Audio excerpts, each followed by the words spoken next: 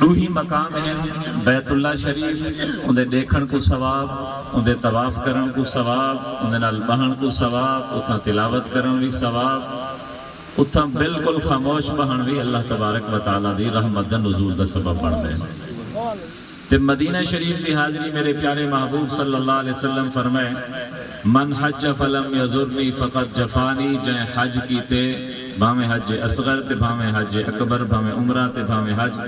کہ او میں محمد کی نے مدینے نہیں آیا او میرے نال جفا کی تھی۔ ہی واسطے ہر مسلمان دے ایمان دا تقاضا ہوندے کہ جڑا بندہ حج یا عمرہ کرن وجے او مدینہ شریف دی حاضری نبی پاک صلی اللہ علیہ وآلہ وسلم دی خدمت ضرور دے۔ والاہل سنت والجماعت دا یہ بھی متفق علیہ عقیدہ ہے کہ اللہ دے ہر نبی اپنی اپنی قبریں دے وچ زندہ ہے۔